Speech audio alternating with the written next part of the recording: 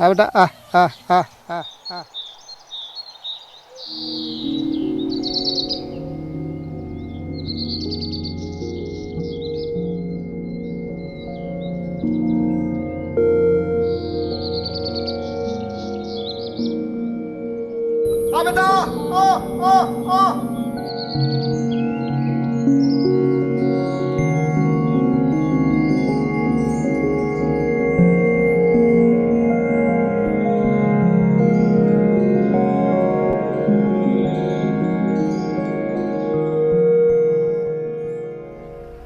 এই সময়লৈ মই সকলোকে স্বাগতম জনাইছোঁ।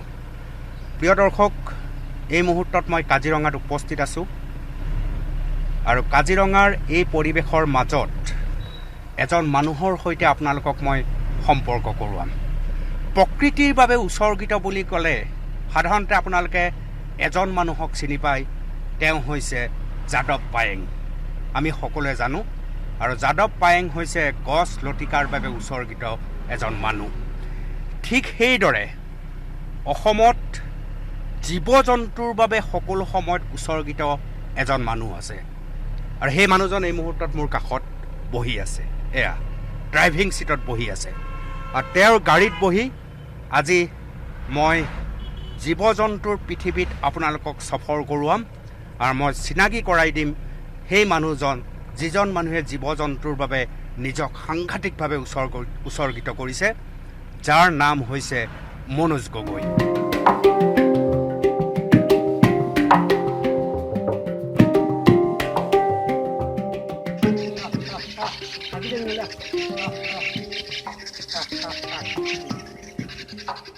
মনোজ গগৈ স্বাগতম জনাইছোঁ আজিৰ এই সময়ত, আৰু অলপ বেলেগ ধৰণৰ পৰিৱেশৰ মাজত বোধহয় মনোজ গগৈ আজি একেলগে এনেকৈ ওলাইছে নেকি প্ৰথম? হয়, আজি প্ৰথম ওলাইছোঁ এনেকৈ। আৰু ধন্যবাদ DY365 প্ৰমুখ কৰ্মবিন্দুলৈ। আৰু হয়, 2005 চনৰ পৰাই আচলতে এই যাত্ৰা আৰম্ভ কৰিছিলোঁ আৰু বৰ্তমান কৰি আছোঁ। গতিকে আৰু আগলৈ কৰি যাম বুলি ভাবিছোঁ, চাই যাওঁ কেনেকৈ। মনোজ গগৈ, মই প্ৰথমতে দুটা ভিডিঅ'ৰ কথা উল্লেখ কৰিব খুজিছোঁ। ছ'চিয়েল মিডিয়াত সাংঘাতিক আলোচনা হৈছে এই ভিডিঅ'। সেয়া হৈছে চৰাই। দুটা ভিডিঅ' আমি দেখিছিলোঁ। এটা ভিডিঅ'ত দেখিছিলোঁ চৰাই মাতিছে, আপুনি আহি গৈছে। দুইটা ভিডিঅ'তে একেই। অকণমান সেই চৰাইৰ বিষয়ে অলপ চমুকৈ জানি ল'ব বিচাৰিম প্ৰথম। হয়, আচলতে এটা 4টা কিংফিচাৰ আছিলে। 4টা কিংফিচাৰ একদম সৰু অৱস্থাত আচলতে পাইছিলোঁ। তাৰপিছত একচুৱেলি মাতৃহাৰা হৈছিলে, আৰু তাৰপিছত সিহঁতক প্ৰতিপালন কৰি পেলাই ডাঙৰ দীঘল কৰি তাক প্ৰকৃতিৰ লগত প্ৰকৃতিত মুকলি কৰি দিয়া হ'ল। কিন্তু সিহঁতে মোৰ লগত এটা ইমানেই আন্তৰিকতা এটা হৈ গ'ল যে সিহঁতে মোক পাহৰিব নোৱাৰা হ'ল।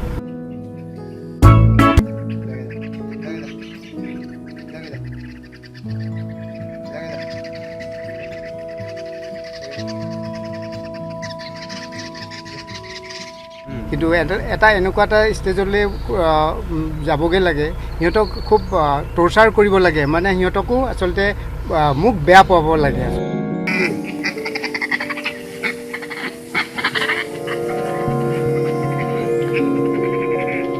সেইটো সময়ত খুব দুখ লাগে আচলতে, ইমান সৰুৰ পৰা প্ৰতিপালন কৰি পেলাই সিহঁতক যেতিয়া মানে এৰি দিবৰ কাৰণে সিহঁতক বেয়া পাব লাগে। হয়, এৰি দিবৰ কাৰণে সিহঁতক বেয়া পাব লাগে, মোৰ প্ৰতি বেয়া ভাৱ আনিব লাগে। গতিকে সেইটো এটা চিটুৱেশ্যন কৰিব লাগে। তাৰপিছতে সিহঁতি আচলতে লাহে লাহে যেতিয়া মই সিহঁতক এভইড কৰিম, তেতিয়া সিহঁতি লাহে লাহে প্ৰকৃতিৰ লগত বিলীন হ'ব। আৰু মোৰ হৈছে কথা, যিখিনি সম্পদ আচলতে সম্পদ প্ৰকৃতিৰ সম্পদ আচলতে প্ৰকৃতিৰ বুকুত থাকিব লাগে, কেতিয়াও মানুহে কেপটিভ কৰি ৰাখিব নালাগে। সুন্দৰ বৰ্ণনা। আৰু আপোনালোকে শুনিলে সেই চৰাইৰ ভিডিঅ'টো আপোনালোকক দুটা ভিডিঅ' মই একেলগে দেখুৱাব খুজিছোঁ, য'ত মনোজ গগৈয়ে চৰাইক মাতিছে, মনোজ গগৈৰ আহি হাতত পৰিছে, আৰু সেই চৰাইক শুশ্ৰূষা কৰাৰ পিছত প্ৰকৃতিত বিলীন কৰিবলৈ মনোজ গগৈয়ে কি কৰিছে, চৰাইক মনোজ গগৈৰ প্ৰতি বেয়া ভাৱ জন্মাইছে।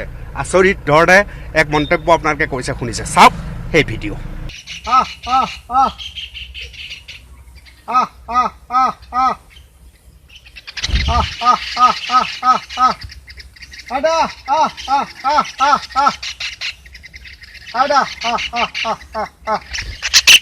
আউদা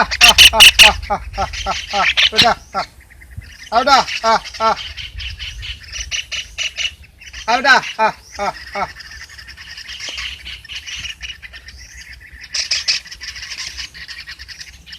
Auda,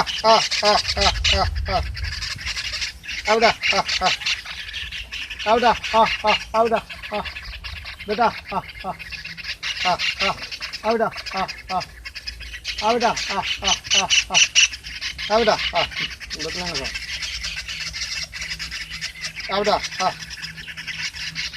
Auda, Auda, kajian apa? Auda, Auda, Auda, Auda,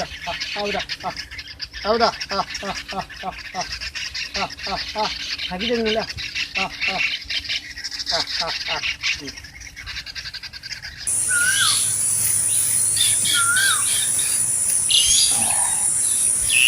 Hai gol, kod besi, kod besi,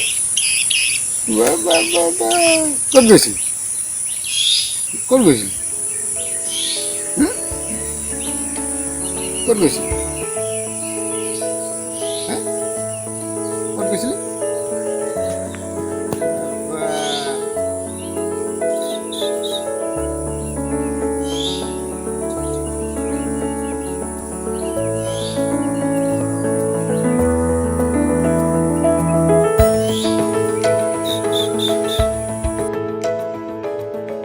চৰাইৰ প্ৰতি যি মৰম সেই মৰমৰ ভিডিঅ' দুটা আপোনালোকে ইতিমধ্যে দেখিলে আৰু বহুতেই ছ'চিয়েল মিডিয়াত দেখিবলৈ সক্ষম হৈছে।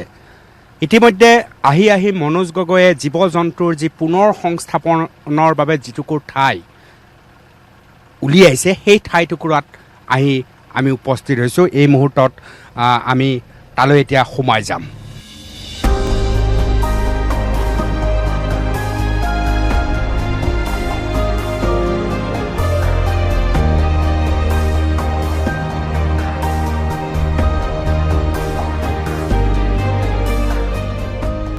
এই চিন্তাটো মনলৈ কেনেকৈ আহিল যে মই এইটো কৰিব লাগে? 2008 চনত আৰম্ভ হ'ল যেতিয়া যুদ্ধখন।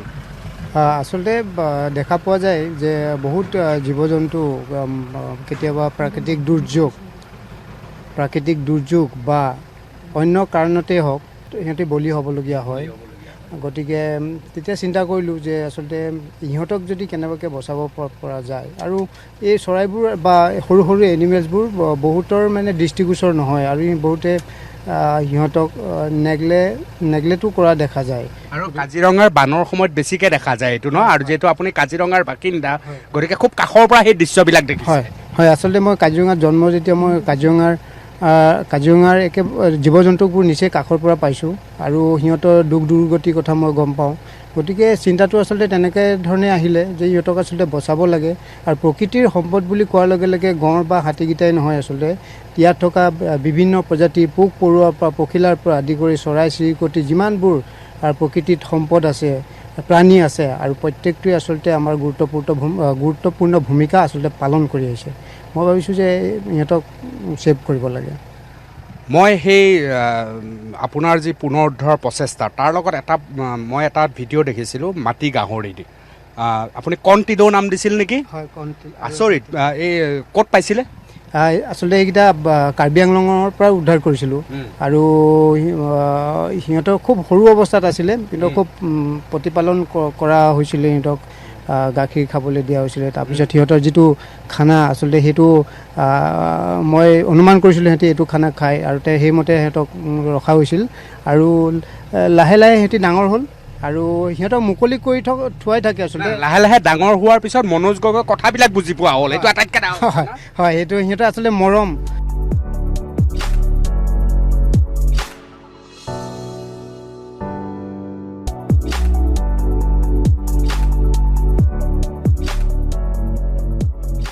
কেনেকৈ মাতিছিলে? মোৰ খুব ভাল লাগিছিল দৃশ্য। হয়, আচলতে কণ্টিলো এটা নাম কণ আৰু এটা নাম তিলো, আৰু দুইটা নাম তাৰমানে একেলগে মাতে, কণ্টিলো।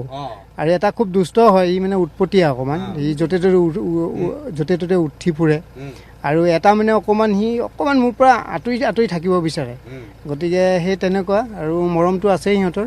তাৰপৰা এদিন লাহে লাহে ইয়াৰ পৰা গ'লগৈ। কিমান ডাঙৰ হোৱাৰ পিছত এৰি দিলে? সিহঁতি হ'ল ডাঙৰ, সিহঁতি যাব পৰা হ'ল আৰু নিজে মানে প্ৰকৃতিৰ পৰা সিহঁতি খাদ্য সংগ্ৰহ কৰি পেলাই খাব পৰা হ'ল, তেতিয়া এৰি দিলে। তেতিয়া এৰি দিয়া হৈছে। প্ৰিয় দৰ্শক, কণ আৰু তিলৌ আৰু দুয়োকো একেলগে মাতে কণ তিলৌ।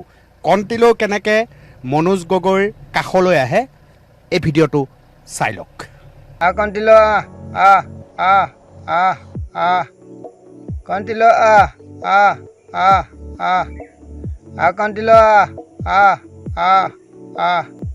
কণ তিলৌ কণ তিলৌ এই কি হ'ল?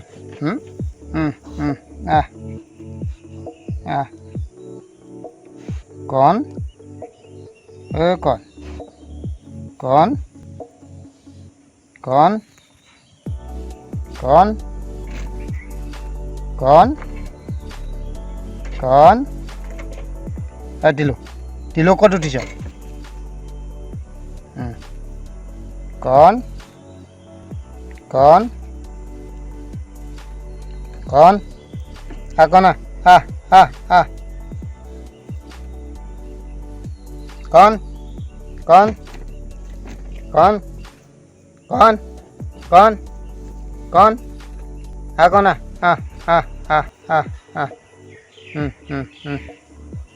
দুষ্ট।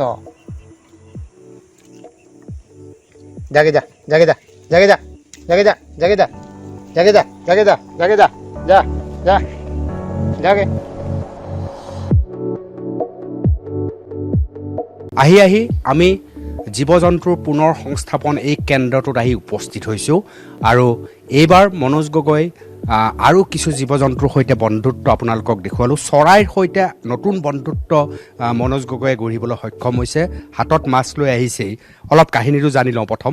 হয়, আচলতে মোৰ ওচৰত এতিয়া যিটো ইণ্ডিয়ান প'ন হেৰন বুলি কোৱা হয় আৰু কণামুচৰি 3টা পোৱালি আছিলে, একদম সৰু অৱস্থাতে পোৱা হৈছিলে। ক'ত পাইছিলে? সেইকেইটা আমাৰ ডুমজান বুলি এটা ইয়াৰে ডুমজানতে বাঁহ কাটোতে মানে বাঁহৰ পৰা সেইকেইটা পৰি গ'ল।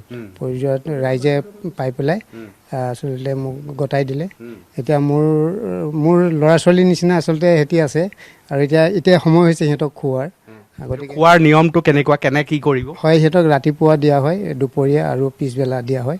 তাৰপিছত সিহঁতি খাই বৈ নিজে গছলৈ গুচি যায়গৈ। এইটো মানে সজাতে দিব নে বাহিৰত? নাই, তাক বাহিৰত দিম। আচলতে ছিষ্টেমটো এনেকুৱা যে যেতিয়া মাছখিনি বাহিৰত পেলাই দিম তেতিয়া সিহঁতি তাৰ পৰা বুটলি খাব।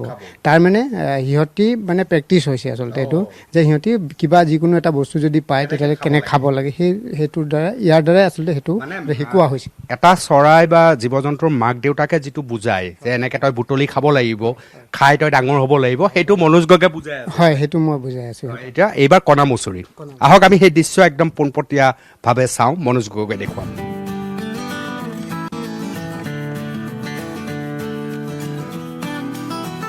এই সজাত আছে এতিয়া কণামুচৰি। মই চেপি খুলি দিছোঁ। মই পাৰা নাই যে এইটো।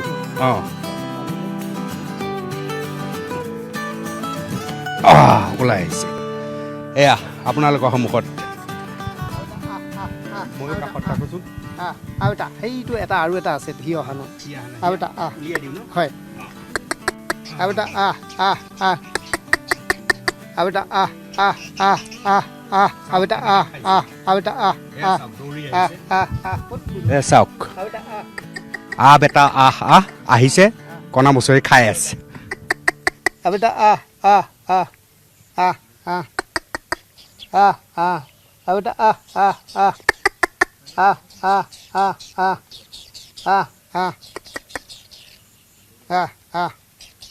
হ'লনে? হ'ল খাব হ'লনে? খাই হ'লনে? কি আহিব সি ফূৰ্তি পাইছে অকণমান, খেলিছে আচলতে। আৰু ইহঁতৰ ইও খেলি আছে আচলতে। ইহঁতি খুব পাখিবোৰ খুব মাৰে আৰু ইহঁতৰ প্ৰায় এতিয়া সিহঁতি প্ৰেক্টিচ কৰি থাকে, সিহঁতি উৰিব বিচাৰে আচলতে। কিন্তু এতিয়া হোৱা নাই আৰু অলপ দিন লাগিব 10-12 দিনৰ পিছত সিহঁতক ৰিলিজ কৰিব পৰা যাব পৰা আৰু বাহিৰতে থাকে সিহঁতি গোটেই ৰাতিটো বাহিৰতে থাকে আৰু আচলতে পৰিৱেশটোৰ লগত মানে মিলাব পৰা ৰ'দ বৰষুণ যে ঢেৰেকনি যিমান যি আছে মানে সেইটো লগত যাতে সিহঁতি মিলিব পাৰে সেইটো চিষ্টেম কৰা হয় আৰু হয় আহিলে বেটা বেটা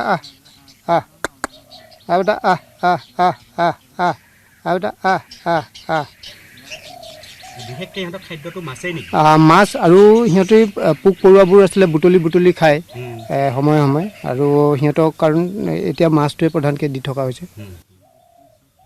মাকৰ দায়িত্ব মনোজ গগৈয়ে পৰিচালনা কৰিছে এই মুহূৰ্তত দেখিছে তাৰ দৃশ্য এতিয়া সিহঁত গছত উঠিবগৈ এতিয়া গছত উঠিব আৰু সিহঁতি সদায় ওখ জেগা বিচাৰে যাতে নিজৰ ছেফটিটো আগত চাই লয় আৰু সেইটো আকৌ নিজে নামি আহিব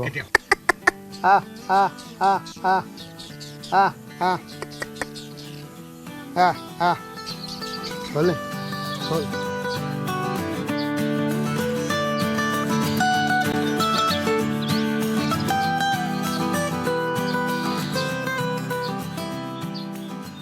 অপূৰ্ব দৃশ্য এই মুহূৰ্তত আপোনালোকে দেখিবলৈ সক্ষম হৈছে কণামুচৰি তিনিটা সেয়া ইতিমধ্যে তেওঁ কোৱাৰ নিচিনাকৈ গছত উঠিলগৈ আৰু দুটা খেলি আছে আৰু সি লাহে লাহে গৈ ওখ গছত উঠিবগৈ আৰু সন্ধিয়া হ'লে নামি আহে অপূৰ্ব দৃশ্য চাই যাওক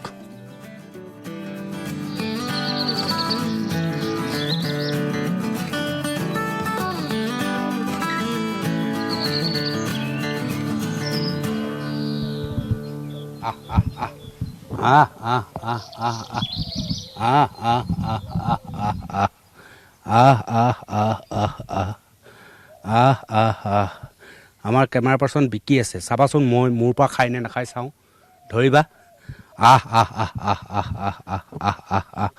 সেইফালে বিকি ঠিক মনোজ গগৈৰ নিচিনাকৈ মাতিবলৈ চেষ্টা কৰিছোঁ বেটা এইটো নাই আমাক অকণমান সন্দেহ কৰে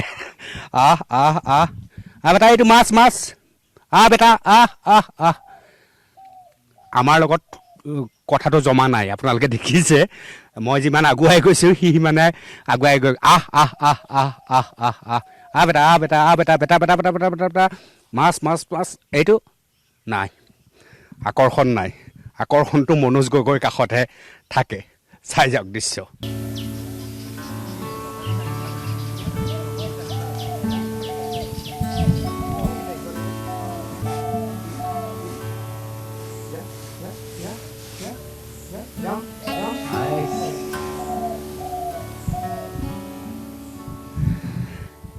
আপোনালোকে দেখিছে এডাল গছত তিনিওটা এটা বেলেগে আছিল মনোজে আনি পেলাই দিলে মনোজ গগৈ ইহঁত সন্ধিয়ালৈ এনেকৈ থাকিব সিহঁতি সন্ধিয়ালৈ এনেকৈ থাকিব আৰু নিজকে প্ৰিপেৰেশ্যন কৰে সিহঁতৰ পাখিবোৰ সিহঁতি ঠিক ঠাক কৰে আৰু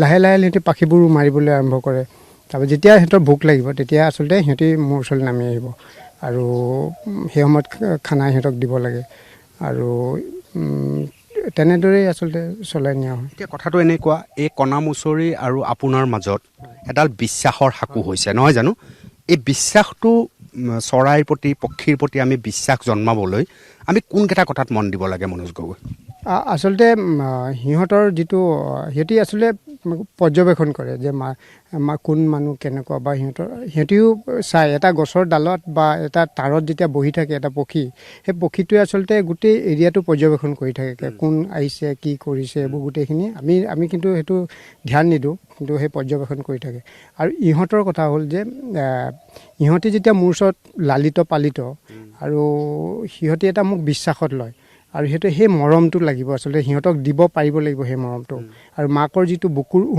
সেই বুকুৰ উমটো আচলতে সিহঁতক দিব পাৰিব লাগিব কাৰণ একেবাৰে সৰু অৱস্থা যেতিয়া সিহঁতৰ মাকৰ বুকুৰ উমটোৱে মেইন হয় যিটো পোৱালি যেতিয়া মাকৰ বুকুৰ নাপায় সেই নাপোৱাৰ পিছত সি অলপ লাহে নিহকতীয়া নিচিনা হয়গৈ গতিকে সেই বুকুৰ উমটো আচলতে মোৰ বুকুৰ উমেৰে সিহঁতক ফুলফিল কৰা হয় আৰু এটা কথা সুধিম কিন্তু তাৰ ওপৰত প্ৰথমতে মই দেখুৱাই ল'ব হৈছোঁ কণামুচৰি তিনিটা দেখিছে বিশ্বাসৰ এক আধাৰ মনোজ গগৈৰ বাবে য'ত এই ধৰণে বহি আছে আৰু আচৰিত ধৰণে সন্ধিয়া হ'লে আকৌ নিজে আহি সজাত আহি সোমাব। অকল এই কণামুচৰিয়ে নহয় অথবা আপোনালোকে দেখা মাটি গাহৰি বা অন্যান্য চৰাইয়ে নহয়, আৰু কিছু পুনৰ সংস্থাপন কেন্দ্ৰত আত্মীয়তাৰে ভৰা জীৱ জন্তুৰ সৈতে আত্মীয়তাৰে ভৰা ছবি আছে। মই এটা এই সময়ত বিৰতি লৈছোঁ। বিৰতিৰ পিছত মনোজ গগৈৰ সৈতে আকৌ সেই জীৱ জন্তুৰ সৈতে উভতি আহিছোঁ। এই সময়লৈ জীৱ জন্তুৰ সৈতে মৰম প্ৰেম সম্পূৰ্ণ পৃথিৱীখনত এই মুহূৰ্তত মই উপস্থিত আছোঁ। এইবাৰ আপোনাক মনোজ গগৈ আৰু জহামাল এটাৰ সৈতে থকা মৰম আৰু প্ৰেম দেখুৱাম, কিন্তু তাৰ পূৰ্বে এই পুনৰ সংস্থাপন কেন্দ্ৰত অহা এটা বৰটোকোলা, যাৰ সৈতে মনোজ গগৈৰ মৰম চাওক কিমানলৈ। এই দৃশ্যবিলাক এইকাৰণে দেখুৱাই আছোঁ, জীৱ জন্তুৰ প্ৰতি চৰাই চিৰিকটিৰ প্ৰতি যদি আমাৰ মৰম নাজাগে তেতিয়াহ'লে আমি মানুহ ঠিকেই হৈছোঁ, কিন্তু আমাৰ মনুষ্যত্বহীন মানুহে আমি হৈ থাকিম। চাওক বৰটোকোলাৰ এই সুন্দৰ দৃশ্য। বেটা আহ আহ আহ বেটা আহ আহ আহ বেটা আহ আহ আহ বেটা আহ আহ আহ বেটা বেটা আহ আহ কি হ'ল হে কি হ'ল কি লাগে হে কি লাগে? ইতিমধ্যে বৰটোকোলাৰ দৃশ্য আপোনালোকে দেখিবলৈ সক্ষম হ'ল। এইবাৰ মনোজ গগৈয়ে এটা জহামাল লৈ আহিছে। অকণমান মনোজ গগৈক মই কাষত বিচাৰিম। জহামালে গাখীৰ খাব। এই জহামালটো ক'ত পাইছিলে মনোজ গগৈ? এইটো আচলতে জকলাবন্ধাৰ পৰা ৰেস্কিউ কৰা, আৰু মাকৰ পৰা বিচ্ছিন্ন হৈ গৈছিলে। আৰু তাৰপিছত খবৰ দিলে, তেওঁলোকে আহি পেলাই আচলতে দি থৈ গৈছে ইয়াতে। আৰু ইয়াৰে বাবু একদম সৰু আছিলে, সৰু অৱস্থাত আছিলে। এতিয়া লাহে লাহে এইটো অলপ ডাঙৰ হৈছে। বেটা আহ আহ আহ বেটা আহ আহ আহ আহ বেটা আহ আহ আহ কি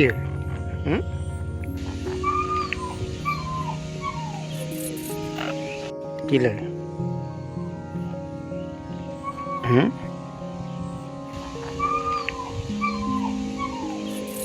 এইটো প্ৰায় 15 দিনমান হ'ল। 15 দিন হয়। গাখীৰ খুৱাই আপুনি? গাখীৰ হয়, গাখীৰ খুৱাই। আৰু লাহে লাহে সিহঁতক যিটো ফল মূল, সিহঁতি ফল মূল খায়, গতিকে সিহঁতক ফল মূল দিয়া হয়, কল এনেকৈ কৰি পেলাই সিহঁতক খোৱা হয়। তেন্তে আহক আমি জহামালৰ সৈতে বন্ধুত্বটো একদম মনে মনে চাই যাওঁ।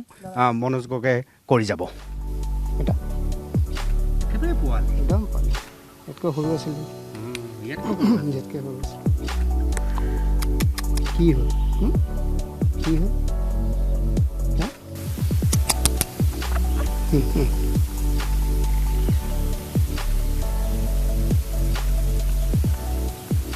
দিনটোত কিমান গাখীৰ খায়? সিহঁতক 1.5 ঘণ্টা 2 ঘণ্টা মূৰে মূৰে সিহঁতক আচলতে খুৱাই থাকিব লাগে, আৰু খুব লাহে লাহে খুৱাই থাকিব লাগে। লাহে লাহে ন, অকণ অকণকৈ খায়।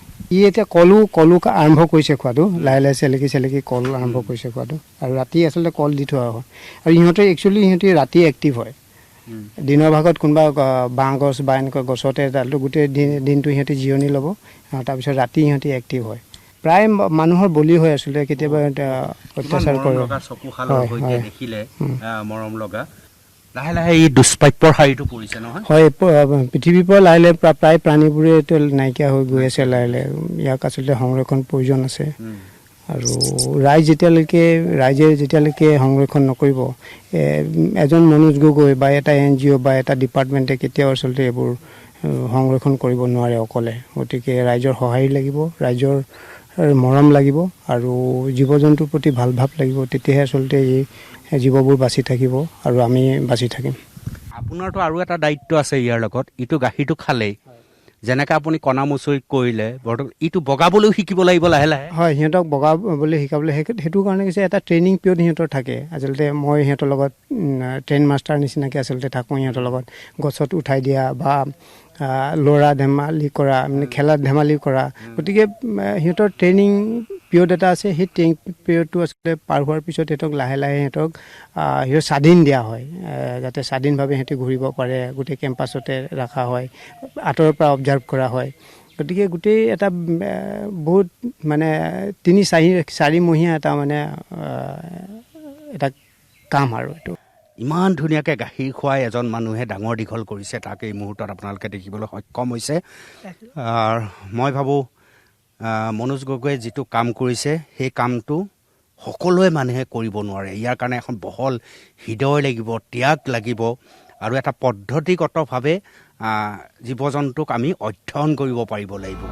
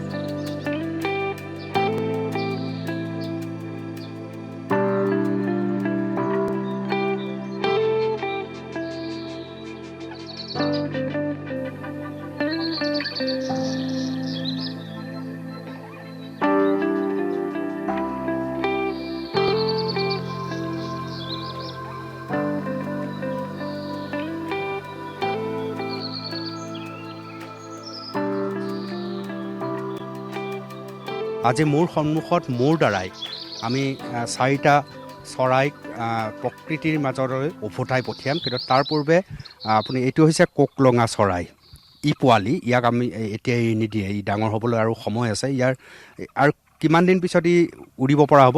আৰু 10 দিনৰ পিছত সি সম্পূৰ্ণ সি উৰিব পৰা হ'ব। আৰু বাকী যিটো 4টা আছে সেইকেইটা এতিয়া উৰিব পৰা কণ্ডিশ্যনত আছে। আজি তাক ৰিলিজ কৰিম বুলি ভাবিছোঁ 4টাক। গতিকে আৰু 10 দিনৰ পিছত ইয়াক এই 4টাও কোকলঙাই হয়। ক'ত পাইছিলে এইকেইটা? আচলতে সেই একেই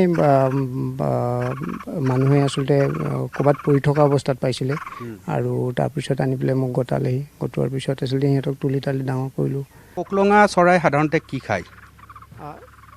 ইহঁতি কোকলঙা চৰাই আচলতে বনৰীয়া গছৰ গুটিয়ে খায়, কেতিয়াবা অমিতা বা আম, পকা অমিতা আৰু যিটো আমাৰ জৰি বৰগছৰ গুটি যিটো পকে সৰু সৰু সেইখিনি খায়। গতিকে আৰু ইহঁতি খোৱাৰ পিছত কিছুমান গছ মানে যেনে জৰি গছ হওক, বৰগছ, সিহঁতি পায়খানা কৰাৰ পিছতেহে মানে গছ হয়। গতিকে সিহঁতিও মানে প্লেণ্টেশ্যন আচলতে ডাঙৰ হয়। এতিয়া নেচাৰত সিহঁতৰ বহুত ডাঙৰ ভূমিকা আছে সিহঁতৰ। এনে চৰাইবোৰ কেতিয়াবা গছৰ খুৰুঙৰ পৰা আমি উলিয়াই আনোঁ, মাক দেউতাকৰ পৰা বিচ্ছিন্ন কৰোঁ। বিচ্ছিন্ন কৰাৰ পিছত কেতিয়াবা কেটেপা মাৰোঁ, গুলটি বুলি কয়, গুলটি মাৰোঁ। এই ধৰণৰ আমি এক অত্যাচাৰ কৰোঁ। প্ৰতিটো শিশুক যেনেকৈ আমাৰ পৰিয়ালে মৰমেৰে আকুলতাৰে আমি ডাঙৰ দীঘল কৰোঁ, এনে চৰাই বা জীৱ জন্তুৰো নিজৰ সন্তানক মৰমেৰে ডাঙৰ দীঘল কৰাৰ নৈতিক অধিকাৰ আছে। এই অধিকাৰৰ পৰা আমি মানুহে বঞ্চিত কৰোঁ আৰু তেতিয়াইতো আমাৰ মনুষ্যত্ব হেৰাই যায়। এই মুহূৰ্তত সেই মৰমৰ আপডাল আপোনালোকে দেখিবলৈ সক্ষম হৈছে। কি ধুনীয়াকৈ সি মোৰ তাতেই বহি আছে। এয়াই হৈছে বিশ্বাস। মনোজ গগৈয়ে আপ্ৰাণ চেষ্টা কৰিছে যাতে পুনৰ সংস্থাপনত আহি ডাঙৰ দীঘল হ'ব, প্ৰকৃতিৰ মাজত সি আকৌ উভতি যাব। তাৰ এটা বাৰ্তা আপোনালোকলৈ দিব বিচাৰিছে যে আপোনালোকেও এই কাম কৰক, এই কাম আপোনালোকে কৰিব পাৰে। আমি এতিয়া 4টাকৈ কোকলঙা চৰাই প্ৰকৃতিৰ মাজলৈ আমি বিচৰণ কৰি উভতাই পঠিয়াম মনোজ গগৈৰ নেতৃত্বত। আৰু আজি অন কেমেৰা, আহক চাওঁ।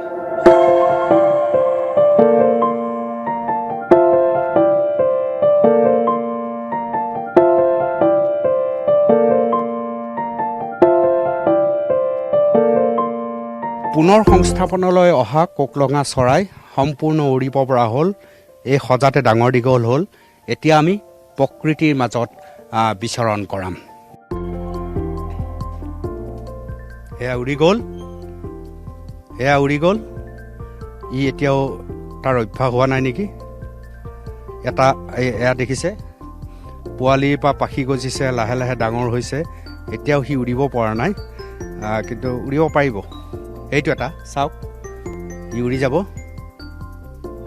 গ'ল উৰি অপূৰ্ব দৃশ্য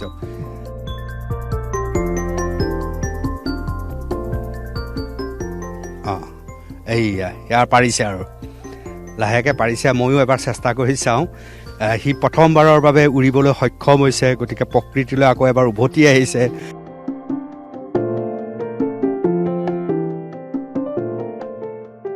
অকণমান ওপৰলৈ উঠি গৈছে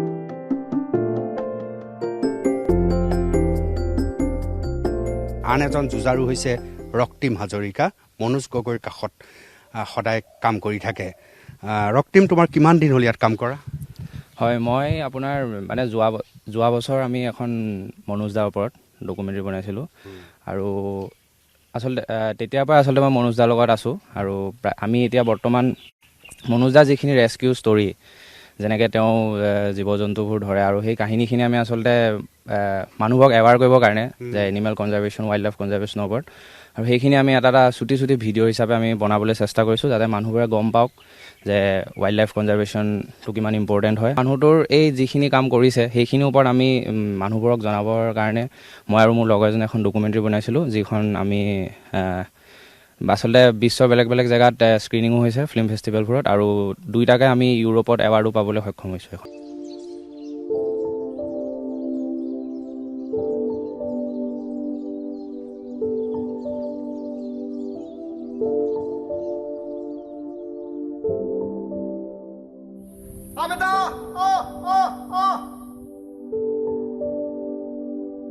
বিভিন্ন সময়ত যেনে ধুমুহা বানপানী বা অন্যান্য কাৰণবশতঃ যেতিয়া এই প্ৰাণীসমূহ আঘাতপ্ৰাপ্ত হয় আৰু এই প্ৰাণীবোৰক চেণ্টাৰলৈ লৈ অনা হয় তাৰপিছত সিহঁতক চিকিৎসা প্ৰদান কৰি সিহঁতৰ যিটো প্ৰপাৰ হেবিটেট তাত মুকলি কৰা হয়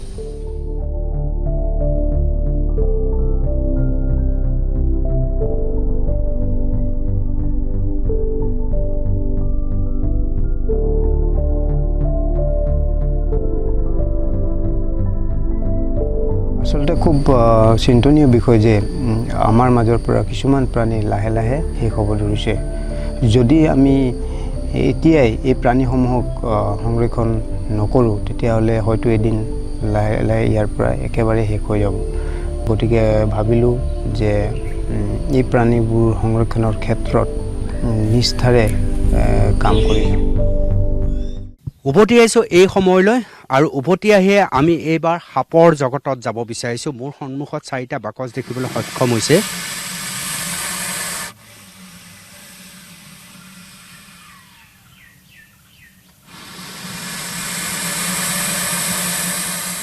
ইয়াত অজগৰ আছে আৰু অন্যান্য আছে আহক আমি মনোজ গগৈৰ পৰা জানি লওঁ হয় ইয়াতে 4টা প্ৰজাতিৰ আচলতে সাপ আছে এটা হাইলি ভেনমাছ মাইল্ডলি ভেনমাছ আৰু নন ভেনমাছ আচলতে আমি বহুত যেতিয়া ৰেস্কিউ কৰিবলৈ যাওঁ বিভিন্ন পৰিস্থিতিৰ সন্মুখীন হ'বলগীয়া হয় কেতিয়াবা মানুহৰ বেডৰুমত সোমাই থাকে কেতিয়াবা মুৰ্গী গঁৰালত সোমাই থাকে আৰু কেতিয়াবা বাথৰুমত সোমাই থাকে আৰু এতিয়া কথা হ'ল যে আমি আচলতে কোনখিনি সাপ আচলতে বিষাক্ত সেইটো আমাৰ অতিকৈ দৰকাৰ আৰু আমাৰ ইয়াতে যিমানখিনি নৰ্থ ইষ্টত যিমানখিনি সাপ পোৱা যায় গতিকে তাৰ ভিতৰত খুব প্ৰায় 18ডাল মানে অতি বিষাক্ত সাপ আৰু তাৰে আমাৰ 4-5ডাল আমাৰ ঘৰৰ আশে পাশে আচলতে দেখিবলৈ পোৱা যায়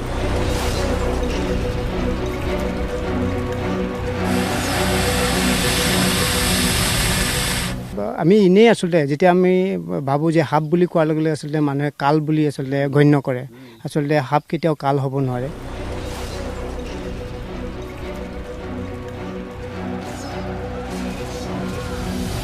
কৃষকৰ বন্ধু হিচাপে গণ্য কৰোঁ আচলতে গতিকে বহুত লাগতিয়াল আচলতে সম্পদ আমাৰ প্ৰকৃতিৰ বাবে এই সাপ আমি প্ৰকৃতিৰ ওচৰলৈ মেলি দিম ইতিমধ্যে যদি আপুনি চাই বাকচৰ ভিতৰত অকণমান দেখুৱাই দিয়া অজগৰডালে এটা শব্দ কৰি সি সাজু হৈ আছে ইয়াক কিমান কেতিয়া আনিছিলে তাক আজি 3 দিন হৈছে আচলতে সি 3টা মুৰ্গী আচলতে খাই আছিলে 3টা মুৰ্গী খাই পেলাই এটা সজাত আচলতে সি বহি আছিলে আৰু এতিয়া কথা হ'ল যে 3টা মুৰ্গী খোৱাৰ পিছততো তেওঁলোকে মানে সেই সাপডালক সংৰক্ষণ কৰিব বিচাৰিছে। এইটো আটাইতকৈ ডাঙৰ প্লাছ মানুহৰ মানসিক পৰিৱৰ্তন হৈছে। গতিকে আমি আচলতে তেনেদৰে চিন্তা কৰিব লাগে। অকণমান যদি এনেকৈ কেমেৰাটো জুম কৰা সাপডাল অকণমান ওপৰৰ পৰা দেখুৱালে ভাল হ'ব আৰু তাৰ চাউণ্ড আপোনালোকে শুনক, সকলোৱে মনে মনে থাকিব।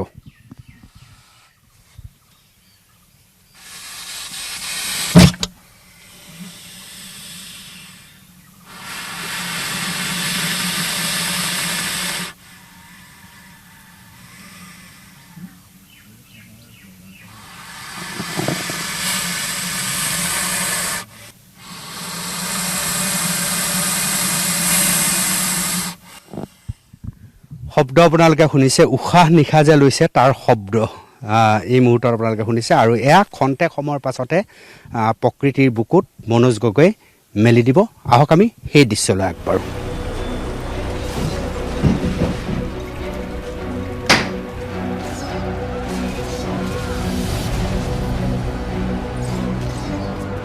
প্ৰথমতে আমি মচৰাগম এৰিম। এইটো মচৰাগম আপোনালোকে দেখিছে, কিন্তু তাৰ আগত মনোজ গগৈৰ পৰা মই দুটা কথা জানি ল'ব বিচাৰিছোঁ। 2008 চনৰ পৰা এতিয়ালৈকে কিমান এনেকৈ পুনৰ সংস্থাপন কেন্দ্ৰলৈ অনা হ'ল?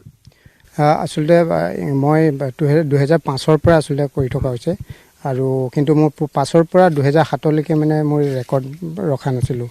আৰু কিন্তু 2007 পৰা মই আচলতে ৰেকৰ্ডবোৰ ৰাখিলোঁ, আৰু এতিয়া 2020 হ'ল। আৰু এইকেইটা বছৰত প্ৰায় 5000ৰো অধিক বিভিন্ন প্ৰজাতিৰ সাপ, চৰাই আৰু অন্যান্য জীৱ জন্তু ৰেস্কিউ কৰি পেলাই তাক পুনৰ সংস্থাপন কৰা হৈছে।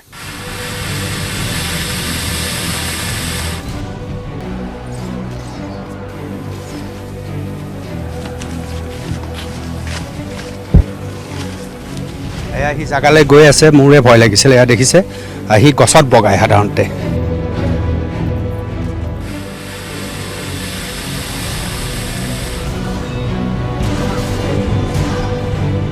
এইবাৰ আমি কি সাপ এৰিম মনোজ গগৈয়ে জনাব।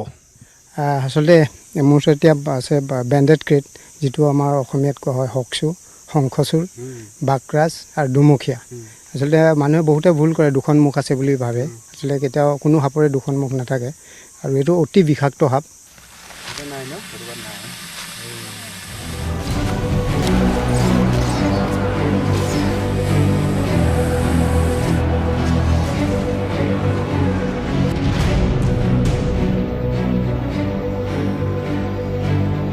হয়, এইডাল আচলতে পাইথন, বাৰ্মিজ পাইথন, আৰু অসমীয়াত অজগৰ বুলি কোৱা হয়। আৰু ই আচলতে মানুহৰ ঘৰত মুৰ্গী 3টা মুৰ্গী খাইছিলে। গতিকে আজি 4 দিন হ'ল সি এতিয়া উলিয়াবলৈ তাৰ নোলিয়াই আৰু এতিয়া। গতিকে আজি তাক ৰিলিজ কৰিম বুলি।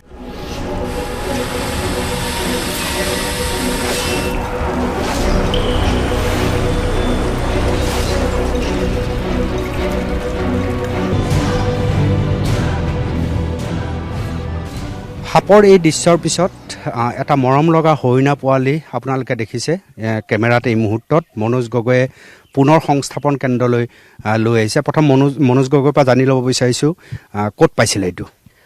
এইটো আচলতে কাৰ্বি আংলঙত আচলতে উদ্ধাৰ কৰিছিলোঁ। একদম সৰু অৱস্থাত আছিলে, আৰু সি আচলতে এটা নলাত পৰি আছিল, আৰু তাৰ পেটত এডোখৰ ঘাঁ আছিলে। আৰু সেই ঘাঁডোখৰ কাৰণে সি খাব পৰা নাছিলে। এনি টাইম সেই ঘাঁডোখৰ লগতে ব্যস্ত হৈ থাকে। তাৰপিছত যেতিয়া সি অৱশ হৈ গ'ল, অৱশ হৈ যোৱাৰ পিছত আৰু সি নলাত পৰি গ'ল, আৰু সি উঠিব নোৱাৰা হ'ল। আৰু তাৰে কাৰ্বি আংলঙৰ এজন ব্যক্তিয়ে আচলতে সেইটো পোৱাৰ পিছত মোক খবৰ দিলে। মই গৈ পেলাই তাক আনিলোগৈ। আনি পেলাই পিছত ইয়াতে ট্ৰিটমেণ্ট কৰা হ'ল, আৰু কৰাৰ পিছত এতিয়া সম্পূৰ্ণ সুস্থ।